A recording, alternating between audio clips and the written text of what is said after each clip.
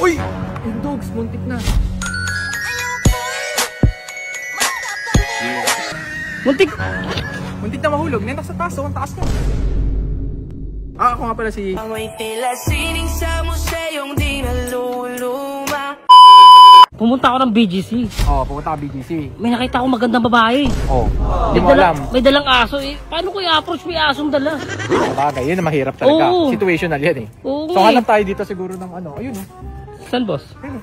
Parang yung mga aso dun ah. Palapitan natin. Ayun, pwede. Pwede yan ah. Oh, sige, pakita kita. Lapit. Oh, sige boss. So eto, tips ko to sa mga lalaki na mahinay loob. Oo.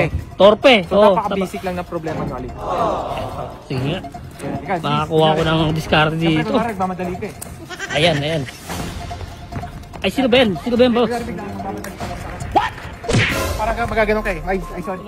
Pinsalay ikinamada o binibining may salamangka. Ay, sorry. Babangga mo. Ay, ayun nga no. Diba? Oh. So ang first step natin, parang nakuha mo na yung attention niya eh. Babanggay mo muna. Dito lang. Parang, uy, ano ba to? Parang, di ba, kanina yung itsura niya. Ay, parang, ano ba to? Oo. Tapos after mo, nabangga mo na. Oo. Siyempre, kumakain yan eh. Kumakain. Kunwari kukuha ang ganon, siyempre, mapapatigil ka. Parang, Amoy ano ba to? tila sining sa museyong di naluluma. Ano ba to? Parang, pambabastos yun ah. Oo, Pagkain tama. ko yun, Ayun tara, nga no. diba? May pagkain din yun eh. Ibig sabihin, mapupukaw mo na yung ano. Pero ito na yan. Ito Ibig na sabihin, pinaka- nakita ka na parang ganun.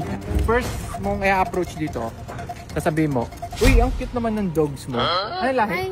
Baby, wag ka nang mag-alilangan pa. Ano lahi? Chihuahua. Chihuahua. Chihuahua. Ano name? Ang cute ko. Hello! Ay, oh, gusto niya ako, oh. Di ba? Oo. Cute, oh. Ibig sabihin, una mong i-approach yung aso. Yung dog. Ah, okay. Ano? Ay, di ko alam po. Nagpapaturo lang ako kung ano eh. Ano name? Bella yan, si Bella. Oh, oh, Bella. Wow, ang cute ng dogs mo. Ah, ako nga pala si... Ayan, tama. Ayan na. Ayan, doon na tayo magpapakilala. Pakilala ka. Pag medyo na kuha mo na yung loob ng aso.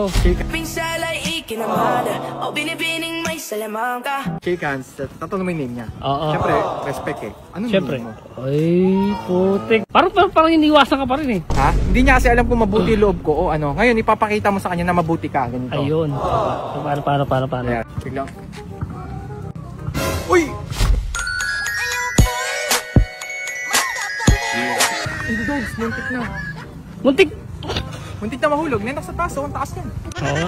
Hindi, maliit kasi yung dogs niya. Kung mahulog, kawawa to. So parang Pwede, ano yun? Paano? care, with care. Ah. Para magbibigay ka ng care sa dog. Siyempre, after mong makuha yung loob niya, Pero, ano yung number? nakita ko humawak ka sa kanya. Number. Number. Cellphone number. Tingin mo na yung cellphone number. Oo. Ano ba yung phone? Wala. IG. Hindi, pag ganon, malat yan, lika-lika. Sige, doon ka na ang yabang ng babae. Ngayon, ganito ang technique. Pag ganon, pinakita na walang interest sa'yo yung babae, kaya mo na. Ayan tara na. Ay, po. Hindi, kasi lalaki tayo eh. Diba, lalaki ka eh. Oo. Kung ayaw sa'yo, huwag mapilitin kung ayaw. Diba, ganun lang. Pero makakuha ang tips yan. Oo, gusto ko yung ano, yung pag-intro. Yung Oo. dog muna, karte yun. Ibig sabihin, hindi mo man nakuha yung number niya, nakayakap ka na.